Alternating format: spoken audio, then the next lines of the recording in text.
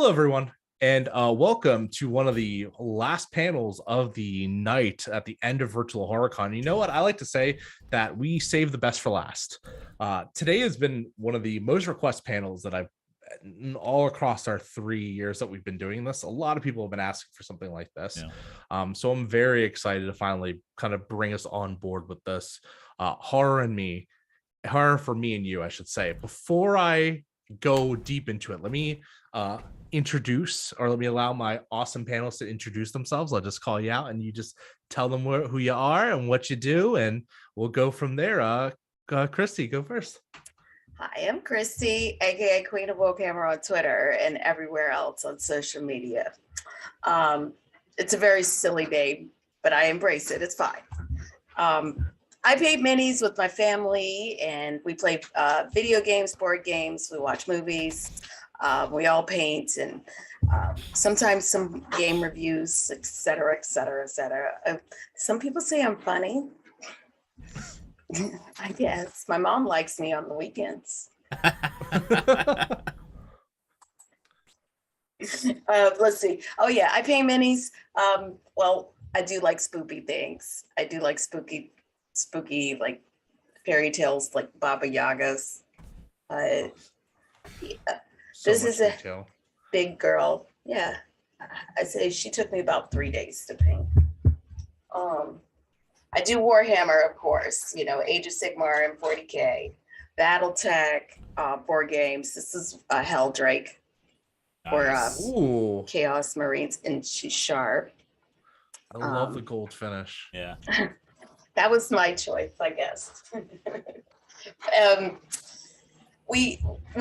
I just like to play, and right now I'm DMing a couple of games for Curse of Strahd, and playing Sunday nights on Twitch. I do paint on Twitch as well, so you know, anywhere you can find the Black Christie.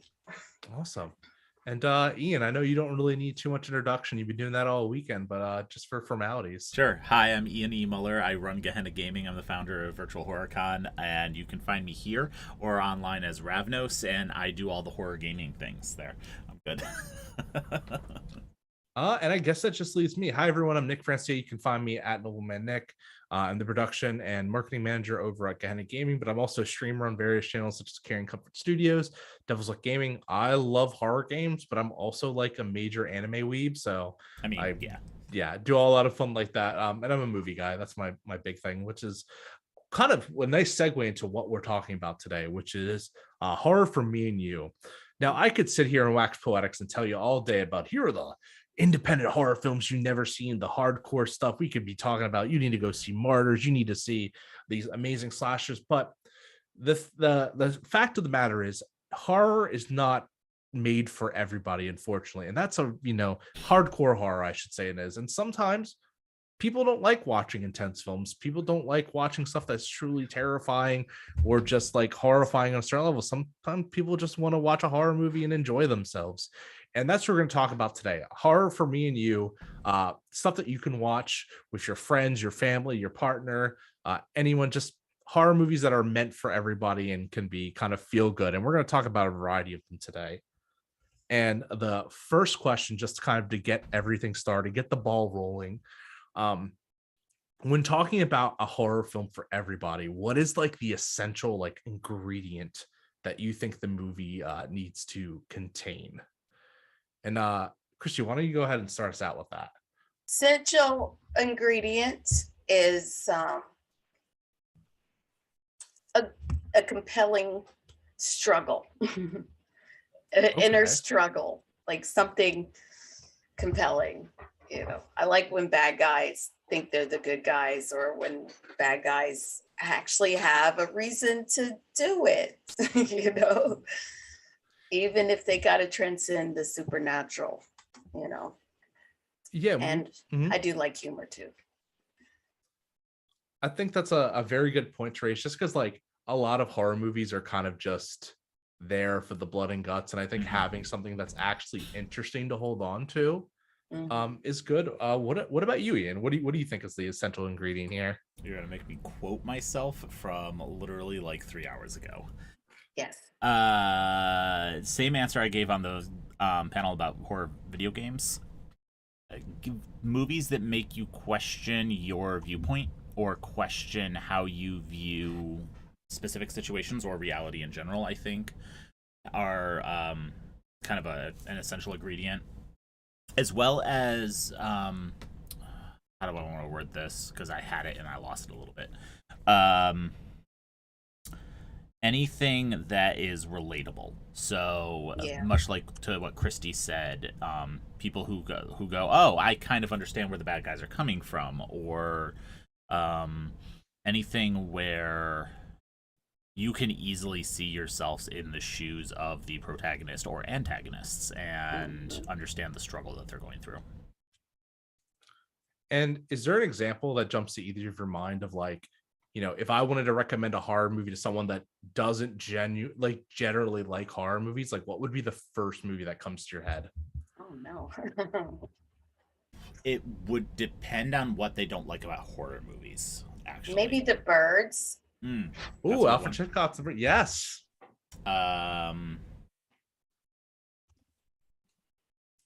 So like I go and I say, and I'm like the typical person, I don't like horror movies that much.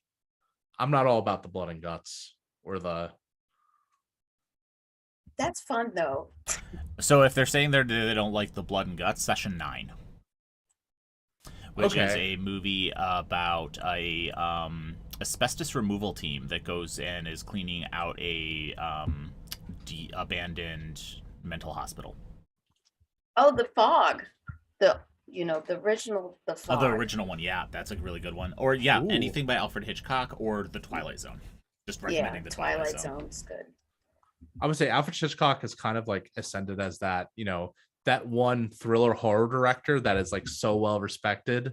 Like, because you don't really, I feel like we really don't see that. I think when we hear about horror directors, we might think of like, you know, Eli Roth and like even Ari Aster, which makes very kind of like intense stuff. Yeah. Well, I'm talking about like this current generation per se, even the ones below me and stuff like that. Well, I showed my kids, we showed them Aliens and The Thing, and they like those. Nice. And that's not too terribly bad. Kids or teenagers. Did you think about like, I guess going into it, did you consider like the, I guess, you know, because like Aliens, it can be a little gory, and The Thing definitely is gory.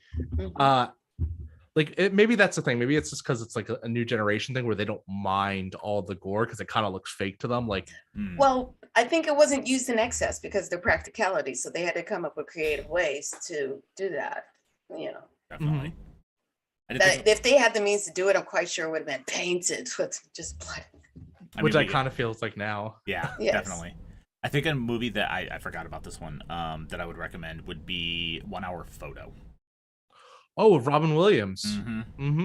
The horror movie that Robin Williams made, because it's not bloody, it's not gory, it's a psychological thriller. And seeing an actor that a lot of people are familiar with in a comedic sense do horror can be terrifying in different ways. What about oh, I'm sorry, Christy, what were you gonna say? No, I was just gonna co-sign. Yeah, it could be, you know, different ways to convey that kind of stuff, you know, or like I don't think this is typically like a horror category like Misery, but I feel like it is. And they definitely did a lot with the little, you know. So that's a great film. My neck point. I was saying, like Misery, it's literally like one piece of like gore, and it's not really gore. It's just one, but yeah, that one action kind of everyone knows that they watched that movie. Like everyone remembers that part of Misery. So I guess kind of like moving on a little bit. So what about like, I guess, fun horror movies, like horror movies that, like, you know, they're pure popcorn flicks. If someone doesn't want to sit through like a master class in like storytelling, what would be your recommendation for them there? I would probably steer them towards more action horror comedies, like maybe Evil Dead or Army of Darkness, or maybe Slither or something like that, where it's kind of versus Evil. Yeah, Tucker. Yeah, one of those where they could see the horror in it, and it's hilarious. It's like, oh, yeah, Deathgasm, things like that. Same answer, honestly. Like I could just list off more movies in that category at that point. Evil Dead, Tucker and Dale versus Evil. What was the other one I was? There's an Irish horror film called Grabbers, where it's an indie film from Ireland, but the point of it is that getting drunk protects you from the aliens. Yeah. Oh yes. Oh my goodness. What was that? The one with the juvenile delinquents too. That was on Amazon. Oh, Attack the Block. Attack the Block. Yeah. Well, that's another one. These are just like, all right. What was this was a recent one. I can't even remember, but Shaun versus the Dead, or Shaun of the Dead. What was it? There's another one. It's a New Zealand one. I can't remember. Black Sheep. New Zealand? If anyone in the chat knows about a New Zealand horror comedy. There's Black Sheep, which is about the zombie sheep, and then there's Brain Dead, which was one of Peter Jackson's early movies. So it's a splatter punk comedy zombie movie. Or what was the Taika Waititi one? What Lies in the Shadows? Oh, What We Do in the Shadows. Yeah. What We Do in the Shadows. Yes. The silly. Yep. Get them there. It almost feels like, use the kind of horror comedy as a way of like kind of baiting them into the horror genre in general, and then spicing them up with the bigger stuff. So kind of like looking back at it and moving on and talking about like, horror that is both enjoyable for a veteran horror person and then someone that's more of a junior. In your kind of mind, your words, what are the because we talked about compelling stories, so what are like the best themes that these horror movies tend to share? I would say like you do go in with one sense of reality, and then that changes on you. You know what I mean? Kind of like The Lighthouse. Ooh. Yeah.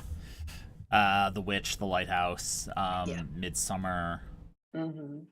Nick, this is one you actually recommended to me, The Empty Man. Oh yes, I love The Empty Man. I recommend anyone watch that. It's on HBO Max, I think. Yeah, that movie was so good. And then there's another one.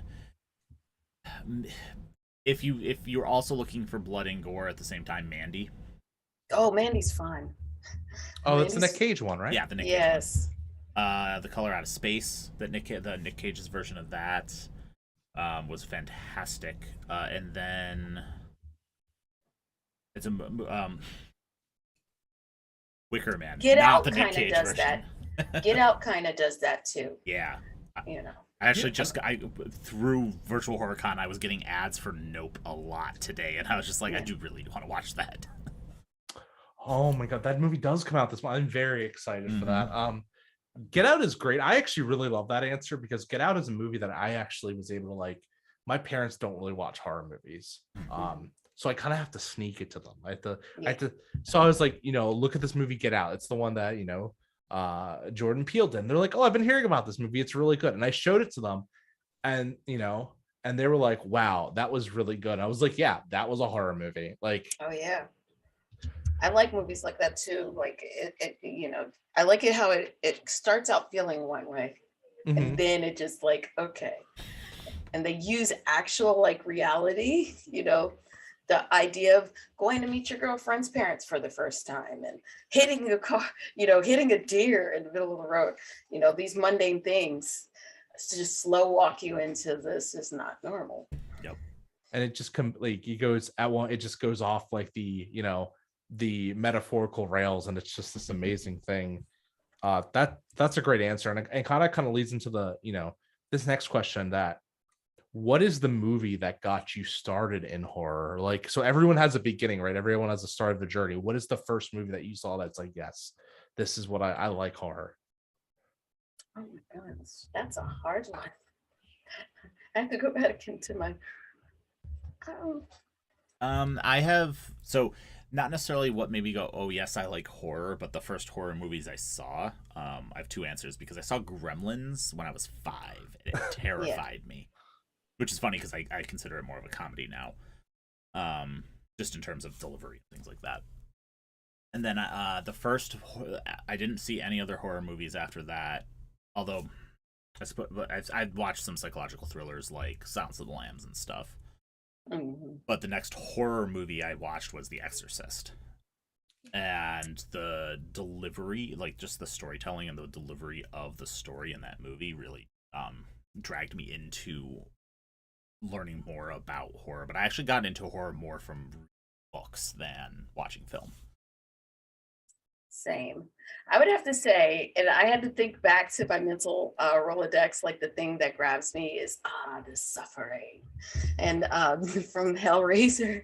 So I just remembered the Cenobites and the world and just all this, and it just kind of I was terrified, but I wanted to watch more. Like, I want to see more people get tortured. I want to see this happen. I want to see what kind of craziness and the face, the makeup, and all that. And the story made no sense, but I wanted to watch more. I wanted to see what the next one was. That's a hell of a film to get started with, though. Like, I just know that my dad, he had access to a lot of stuff. And I just remember being able to, watch like The Exorcist and not really all that, freaked out about it. Like, oh, that's cool, And that one, I just remember the first one, he go into a Blockbuster and he has like this big sound system too. He was like had a big giant TV and sound system, and just hearing the crack of the thunder and the boom, and then Pinhead's like, I can feel your suffering, and I was just like, I think that's an important kind of notion to feel, is just like, I feel like family's always the biggest first introducer to horror. Like, I can remember, just to answer my own question, my first movie I ever saw was Child's Play. Yes, it was like the first time I remember just kind of liking the bad guy. I'm like, you're gonna lose, but I want you to be fabulous. At least have the funny lines, or just be so scary or so big and intimidating. I just loved it. Like, I want more of that. Yeah, I thought Chucky was so scary, and now that I'm older, I'm like, oh no, he's like actually like really entertaining. But as a kid, the idea of seeing like a toy, that's like a kind of like a primal fear come to life. Yes.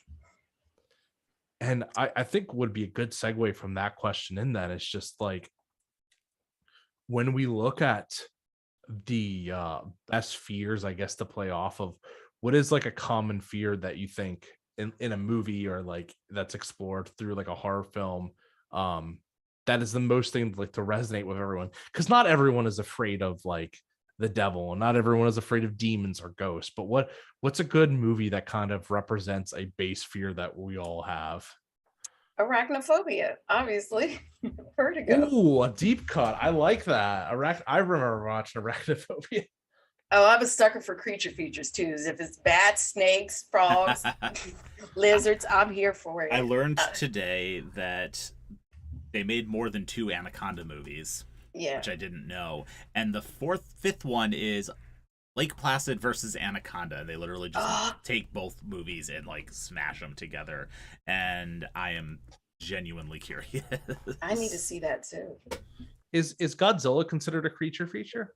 I would say that is just a super creature. He's a kaiju, but I like them too. King Kong demolishing a city. I'm here for it. And like, that's the the kind of B horror movies that you watch them now. Because I remember watching I watched The Exorcist when I was in college. I remember not being too terrified of it, because I was like, oh, that's obviously very fake. But at the time, it was a good movie, though. Yeah, it was a great movie. Yeah, you're right. Yes, Damien, was a good movie. The Omen. Yeah. Yes. All that. Those are good. Man, I'm trying to think of. Vincent Price was in this one. Was it House on Haunted Hill or something like? That's a good one. Ooh, that's a classic. Or what was it? Rose Red? Was it the horror movie? Or Red Rose? Which one? Rose Red. Rose Red. About the haunted house. That was a Stephen King one. That was always one that got me as younger. Ooh, there's a cool little anecdote we can kind of explore. Do you ever have a time? Because like, one of the stuff that like kids like to see, especially like when you're into horror movies and all your friends are like, oh, let's go watch a horror movie. Did you ever as a kid sneak a horror movie from your family, or sneak into a theater, maybe sneak a VHS home? Oh my goodness. All of my summer watching Joe Bob Briggs on the movie channel at night, Yeah. sneaking downstairs to turn on the cable without my parents. I used to watch drive-in theater religiously. Mine was Tales from the Crypt. And Tales from the Crypt, but then it graduated to watching it with everybody. Yeah. They're like, they can't hide it. Yeah, mine was staying up late after everyone Yes. fell asleep and watching Tales from the Crypt. And then Right. not being able to sleep. Because you were Oh, scared, or just because you were just wired? Both, usually. I just found him hilarious. I love watching those movies. It reminded me of like a more grown-up Twilight Zone, like if Twilight Zone had balls, you know. It was just fun time. I just loved it. And yeah, I can remember. This is gonna seem like a really cheesy answer to everyone's gonna. I used to watch Svengoolie a lot. I mean, he's good for a reason. Elvira too. I mean, Nope. let's not knock the TV hosts. Okay, I love TV hosts, and that stay up for the marathons. The Universal Monster Marathon was always fun.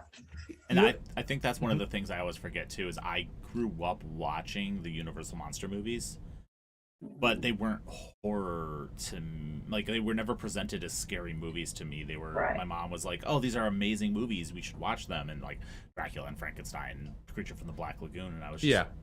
so I always gloss over them when I think of horror, but that's probably actually my first introduction and ones that I would recommend to a lot of people. Yeah, I would say so.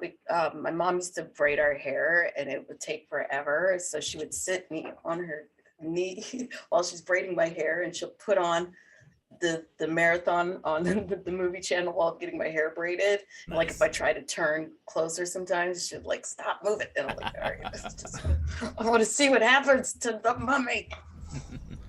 And that's something that unfortunately people I feel like are never gonna, like, even kids this generation are never gonna really experience. Like, they're never gonna experience like the TV host, like the eccentric personalities, like your Elvira, your Svengoolie, your Joe Bob Briggs, and like and that's a little sad because it's the way that they used to kind of give you like bite-size pieces of like horror. But And a little Mhm. commentary. They'd tell you some stuff about the movie, or behind the scenes, about the actors, the actresses, the directors, and all that. I really appreciated those. So, and kind of like going into like the future generation, or what is considered like the pop culture, Mhm. in the age of streaming, what is like a series that is obviously very popular to us, that you're like, okay, I'm gonna start you off with this because it's partially horror, and I'm gonna see if I'm gonna bait you further into it. Like a Netflix series. Yeah. Haunting of Hill House, Bly Manor, Mike Flanagan's series. I haven't watched Midnight Mass yet, but Maybe I'm just a campy kind of person. Lemony Snicket's a series of unfortunate events. That's a good one. That could ease them because it's kiddie and it sets up the tone or something like that. Yeah, but that show's generally about a guy trying to like kill orphan kids for like 3 seasons. Like, that's a I just find it funny. well, I even think about like Stranger Things. Like, Stranger Things is horror, I would consider it. Mhm. Stranger Things is definitely horror, and there's aspects of it I know people are like, nope, I can't watch this. I don't know if I would. I actually don't know if I would recommend Stranger Things to everyone though, off the bat. Like, if they were. Yeah, there's some themes in it that are, that can be a little upsetting. But I love being upset. That's why I watch it, probably, because I just want to upset my nerves. I just like feeling jangled and broken, and then just like, yes. What would you say to like stuff like maybe like even like American Horror Story, which was kind of this, it's not as big as a pop culture phenomenon as it is anymore, but when it first came out, it was this huge splash wave. I think it was good storytelling, and then after a while, I just did not care about the stories. Like, I don't know what you're doing. It's fun for maybe a few seasons. Yeah, I've been told that there's like hyper specific seasons I would enjoy, but like I think I watched the first 2 episodes of the first season and didn't like it. So I was just kind of like, Murder House. Yeah, I was just like, eh. And then people are like, oh, you should watch Coven and one of the other ones, and I was like, okay. Coven, Freak Show, and Asylum. I think yeah. Asylum's the one I really like.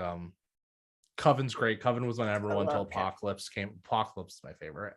I think it was Apocalypse and Coven were the two everyone told me to watch. Oh, Roanoke. Roanoke was bleh to me. If you like found footage, you'll probably like Roanoke, Ian. Yes. I do. So.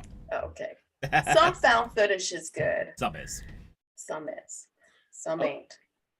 So kind of as we're like winding into the middle of all this, so what are like some popular horror movies that you specifically would not start someone off with? You would be like, you know, if they came up to you like, oh, I want to start watching horror, why don't we watch this? You'd be like, no, that's not something to start off. Like kind of how you said Stranger Things, even though it's the most popular, you wouldn't tell someone to join horror right off the bat with that. Someone that's not really into that. Maybe just like none of, you know, the Friday the 13th or the Nightmare on Elm Street or, you know, the Halloween movies. Mm-hmm. Just like slashers in general. Yeah. I mean, I wouldn't start them off with those blockbuster franchises like Scream and things like that. I wouldn't start them off either. Mm-hmm. No, it's Scream in particular because I feel like you have to have an appreciation for horror movies first to like Scream because it's so meta. I feel like the slashers, it wouldn't be my first recommendation if they don't already watch horror movies. I also wouldn't recommend anything particularly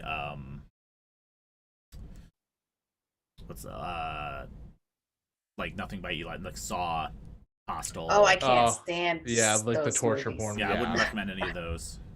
Yes. I can't even stand them, and I love horror. I just like, all right, that's enough already. I really enjoy the lore and the meta plot of Saw. I don't like watching the movies, so I just read the wiki. I can handle Saw a little bit more than I can Hostel. Yeah, no, like that. I don't like Hostel. Yeah, slashers really like the blockbusters, blockbuster slashers. I wouldn't recommend as someone's first jump in. I'd recommend something like Cabin in the Woods. That's an interesting pick, kind of because it's like a whole, because you know Cabin in the Woods is like a super like meta, I guess, like understanding of horror movies. And it's got comedy. I would probably start them off with like Dawn of the Dead. Like just the classic one. Either one. You know, it starts off one way and then it, you know, and it shows the dynamics of like typical horror movies. There's always going to be the dick. There's always going to be the ones that are going to do it for love. There's always going to be the ones that's like, I don't care about any of you. You know, it sets up those archetypes that are in horror. You know, that zombies really, ain't that scary. That leads to a perfect a perfect question right here. What is the best category to start someone off with? Like, is zombies just because zombies are so universally known, like, is that the easiest category of horror movies to start someone out with? Because someone that you put it on for someone, they know exactly what they're getting into. I just like zombies.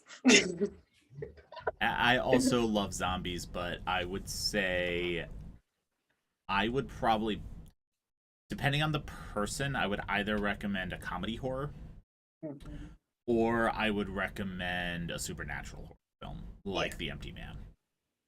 No, maybe not The Empty Man. The Empty Man is very I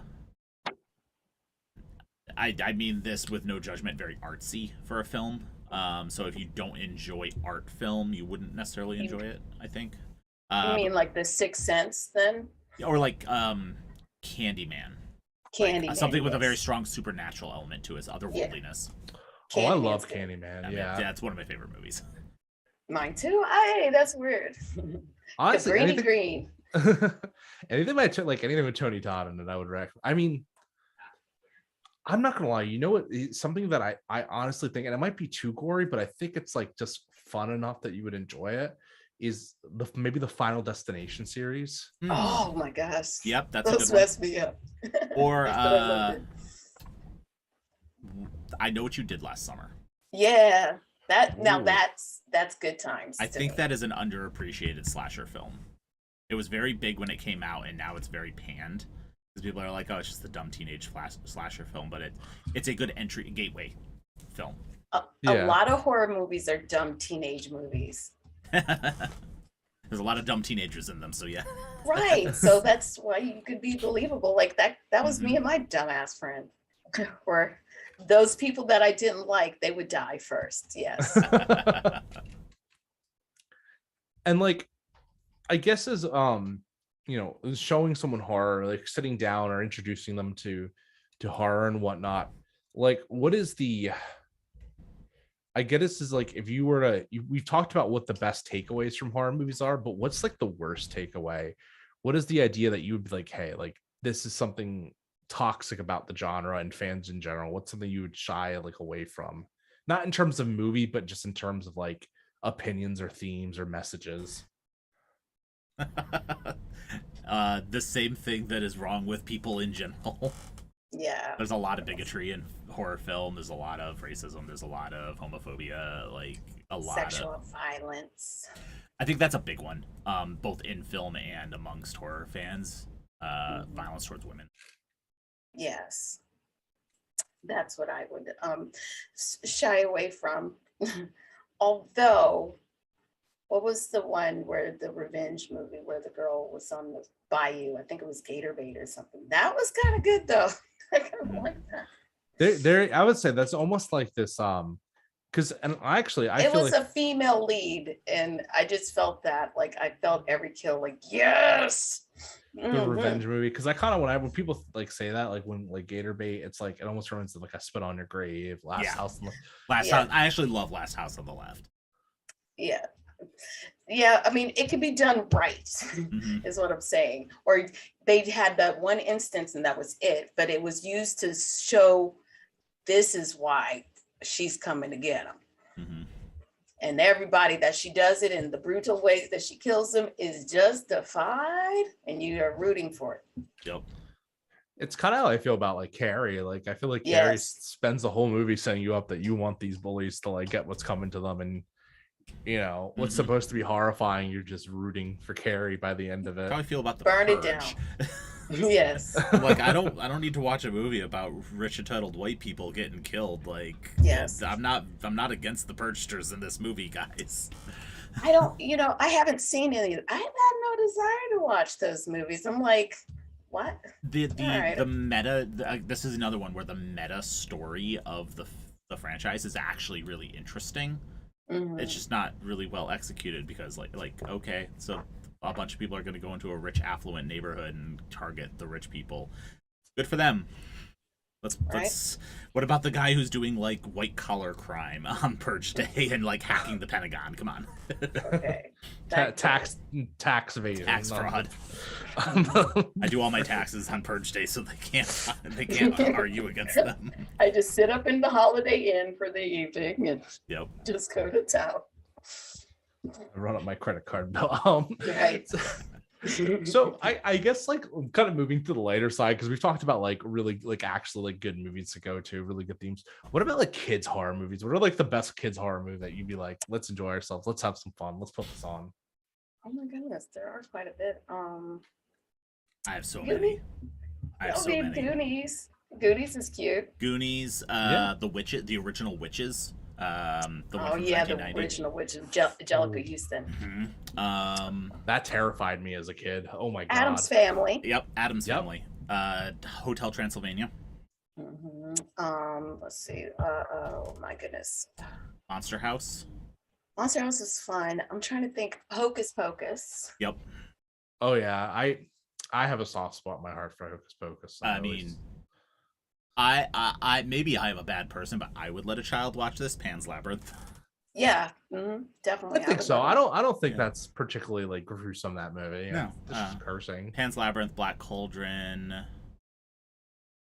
Oh my goodness. Oh my, I'm blanking. We mentioned Gremlins. Yeah. I think Krampus. I love Krampus. That is a great movie, and it's totally kid appropriate.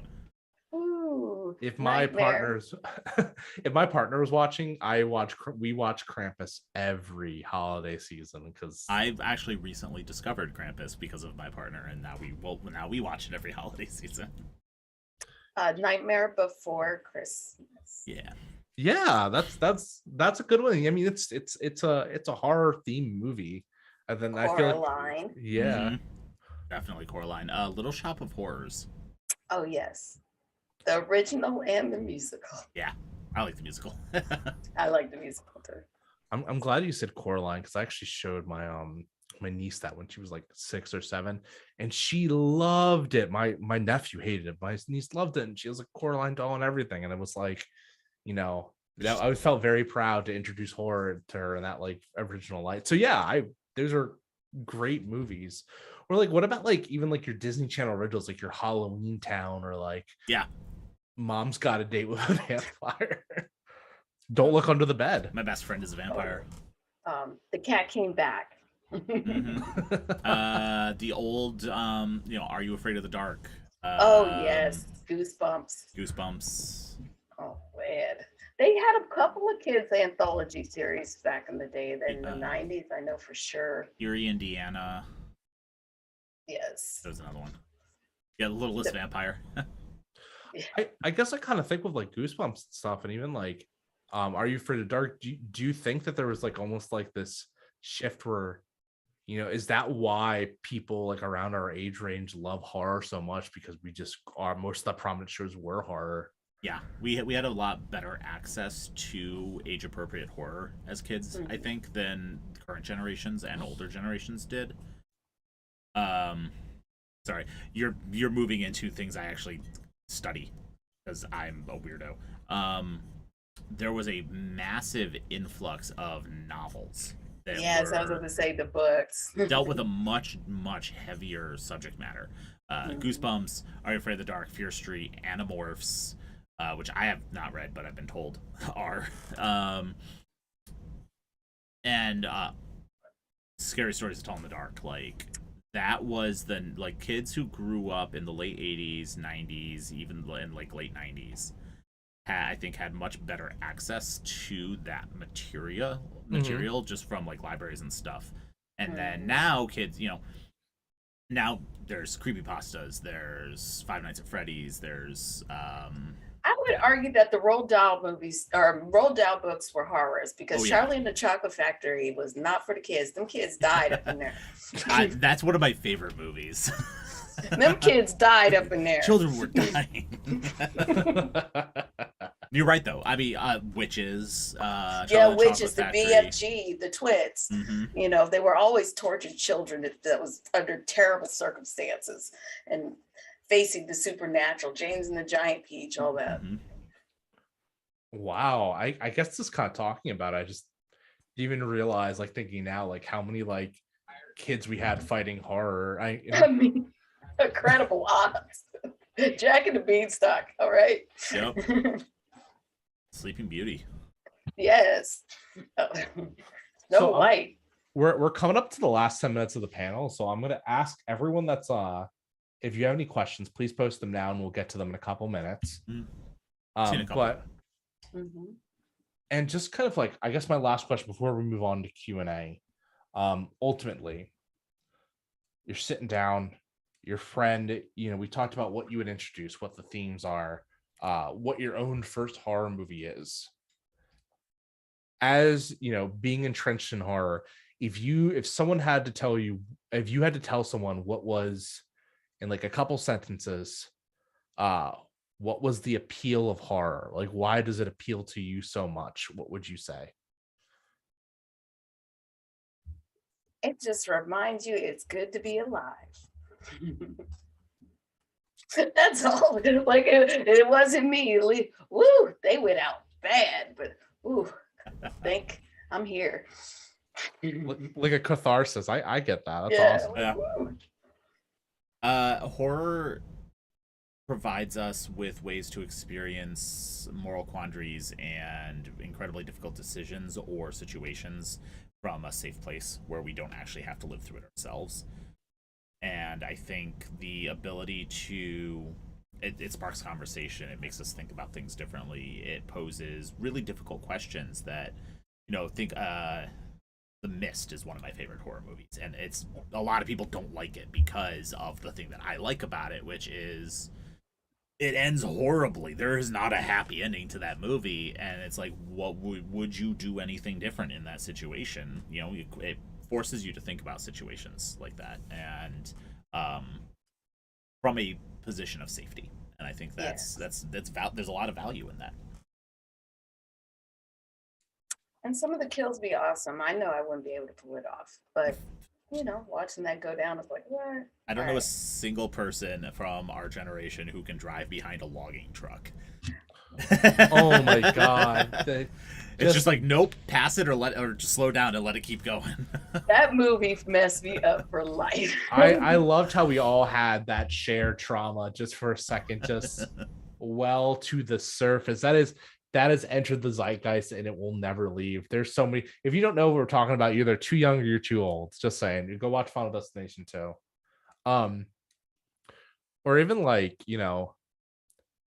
I think something I won't ever do, and I guess maybe this is a cool little like thing to end up on, like I'll never sleep out of the covers with one foot because I've seen Paranormal Activity. I've seen what happens. I'm gonna get grabbed. I am too much of a hot sleeper to sleep with covers on me. I'm not running through the woods in my good shoes. They're coming off. Not these good hills. Not today. I know how this ends. So I don't see any questions per se, just like comments and stuff like that. Mm-hmm. So I guess it's like a question I just thought of. What's a movie or TV show that is horror that no one ever realizes is horror? Movie or TV show? Well, Roald Dahl. I'm gonna say The Good Place. Ooh, I guess that is like an existential horror at the end. Very much existential, yeah. Like it's the waiting room to purgatory, probably, yeah. And you're accidentally stuck in hell. Yeah, and they're all terrible in their own really boring ways. It's like, like you could have been stuck with Charles Manson, but you got this guy, this deadbeat. Jason Mendoza as a gift. Right. I don't know. It's a tough one. Heathers, yeah. Oh, that's a classic. High School Hell. Mm-hmm. I've been trying to think of it like he's a serial killer. I might argue Married with Children. You know what? I guess so, because I guess it's a horror of a situation you don't want to be in. Like, right. This could be me, but yeah. Kids that are always spending money. You're the only one working.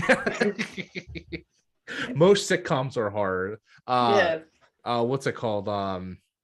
Everybody Loves Raymond is a horror. It's an in-law horror. It makes me want to. I hate that show. It's so bad because it's like the same thing happening over and over. Seinfeld is horror. The definition of insane. You know what? I think we've come to a very logical conclusion that everything is horror. Everything is horror through the right lens. Right. And maybe that's the thing. The thing about horror for me and you is that you're probably already watching horror. You don't even realize it. And maybe it's just having that conversation is what starts you on that road. So more of a fun question, our last question of the night. You can watch any horror movie coming out of this panel, whether you've seen it before or you haven't. What are you sitting down and watching?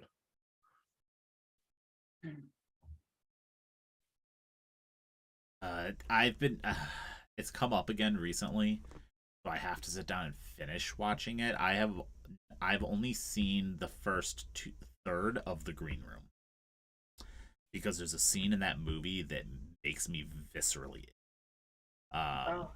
like, just because of, I don't want to spoil it for anyone, but because of what happened. Like, I don't mind most things, and like I can sit through Saw and Hostel perfectly fine.